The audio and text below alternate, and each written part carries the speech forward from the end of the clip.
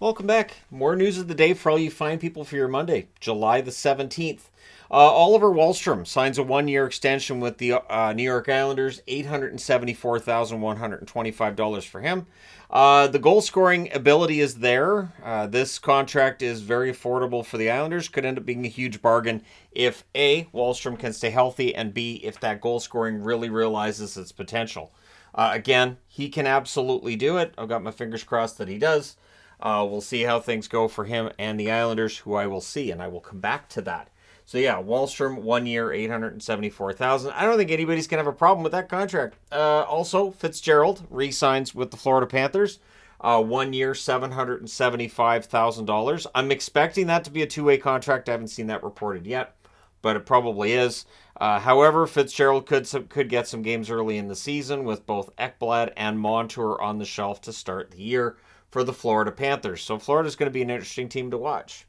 So Hockey Canada, coming out of last year's, investigations and a lot of the top people being out of work from Hockey Canada and a whole new group running the show. Nike is not going to sponsor them, though. Nike's ending their Hockey Canada sponsorship, which dates back to, I believe it was written in 1999. So that is some serious money, I would think, for Hockey Canada that comes out. But they do have the federal funding back. There's other sponsors, I believe, that have come back as well. And so this is, Hockey Canada is going to have to just win back sponsorships along the way. But yeah, Nike's out. They've said, nope, that's it, we're done. Ross Colton has signed with Colorado, avoiding arbitration, which is a big storyline right now.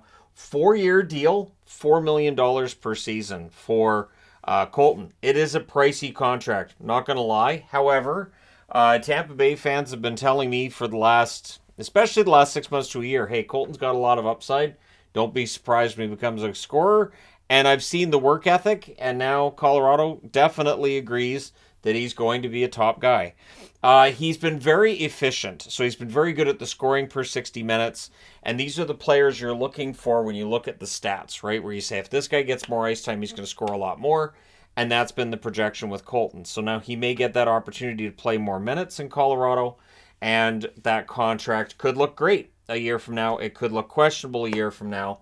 But yeah, Ross Colton signs a 4-year deal, avoiding the arbitration, which awaits us later on in the week. There are 2 players left on the arbitration list who have yet to sign. Philip Kurashev is up on Thursday for the Chicago Blackhawks, so don't be surprised if Kurashev signs today or tomorrow. And of course, the big one for Toronto is Samsonov. Samsonov and the Leafs not able to come to an agreement yet on an extension. I would not be surprised to see that happen, like a 2-year bridge deal. But Samsonov had a good year. Or Samsonov. I know it was Samsonov with the Capitals. It's back to being Samsonov in Toronto. But yeah, he had, I thought, a good season. And probably warrants a bit of a bump in pay. And of course, for Toronto, you still have the Nylander and Matthews extensions to figure out. But they're going to have to get this all figured out and get Samsonov signed as well, or else it's going to be an arbitration hearing on Friday, and then we'll see what the arbitrator does. And maybe that's the plan. Maybe Brad Treliving goes, you know what, we'll see what the arbitrator says, but usually these things get resolved. It's very rare that we see very many of these go to arbitration.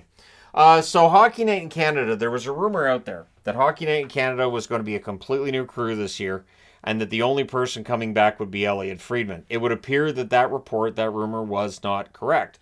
This is why I don't report on rumors and all of this either, because Ron McLean was asked about it, and he's confirmed he's coming back this year. So if McLean's coming back, I don't see any reason to think that, because the rumor was, Friedman's back, so you'd lose Ron McLean, Kelly Rudy, Kevin Bieksa, and Jan Botterill. And, of course, everybody's saying, hey, if Kevin Bieksa were to be, out at Rogers/Hockey Night in Canada, everybody would want him, and I agree. Kevin Bieksa is fantastic.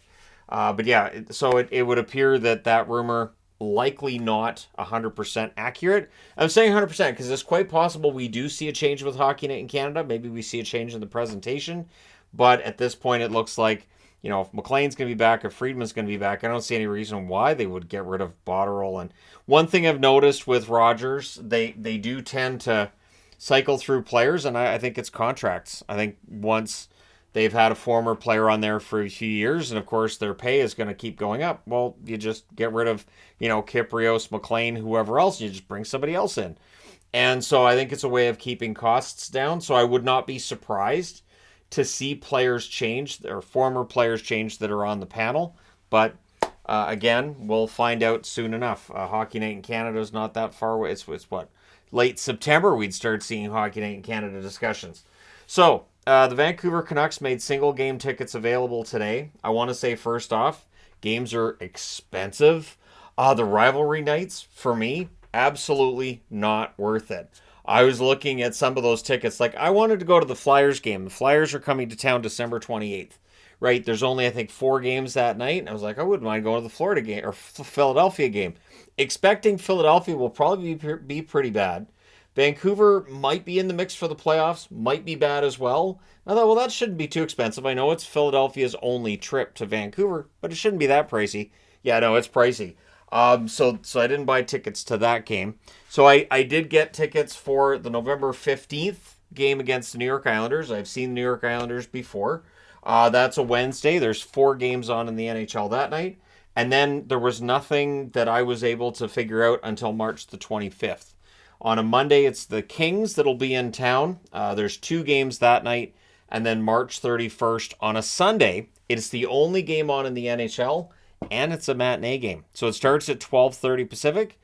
That sounds like fun. Yvonne and I can go watch the game, be done early. I can, go to the mall. And usually we go to Metrotown at Metropolis. But yeah, it could be a fun day. And then April 10th, so right near the end of the regular season, the Arizona Coyotes. I'll apologize to Coyotes fans now because I've seen the Coyotes live, I think, 3 times. And they've never beaten a team I've been watching, whether it was in Vancouver or down in Anaheim. So that's a 3-game night on a Wednesday. So 2 Wednesdays, a Monday, and a Sunday. You'll notice there's no Saturday, there's no Tuesday, there's no Thursday. Very busy nights, and the games are just ridiculously priced. It does look like the ticket prices are higher this year. And so the games that I've got here, the ticket prices, not as bad, and definitely the fact that there's fewer games made a difference. I was looking at the Colorado game too for March the 13th, but just the ticket prices I thought were a little bit high. And then the seat selection, there was basically a couple of little sections where I thought, yeah, that would be a really good spot to watch the game. But yeah, so there you go. 4 Vancouver games. I'll be going to Abbotsford games as well. One difference between this upcoming regular season and the previous seasons, I'll say the previous 4 or 5 years, with how lopsided the NHL schedule is this year, where you have 12 games one night and 2 the next, and 13 and 1. I'm going to be looking at those nights where there's only 1 to 4 games on. And if there's an Abbotsford Canucks game, I'll go to that. Really, the recap/review videos that I make on those slow nights, they don't perform that well anyways. Anything that happens when there's a night of 2 to 4 games, I can easily keep track of. So I'll be here for the busy nights. I'll be here to keep track of everything. Of course, the power rankings go up every Saturday night, which also makes Saturdays really complicated. I did try a couple of Saturday games a few years ago.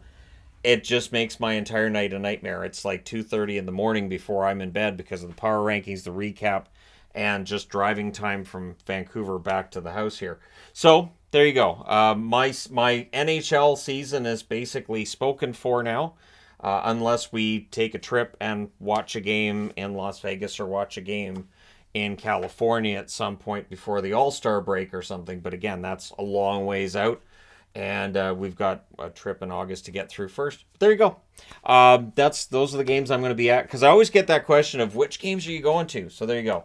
And so when people ask in the comments, you can just link to this video and go, that's the one he's going to. All right. Let me know your thoughts in the comment section below. As always, especially Abs fans, how do you feel about the Colton signing? Tampa Bay fans, do you see that cap hit with Colton and say, that seems a little much? Or do you say, you know what, he's going to grow into that and it'll be worth it? Let me know your thoughts. Hit like and subscribe if you're browsing your way through. You just happened upon this video. Thank you guys so much for watching, for all your support. I will talk to you again soon.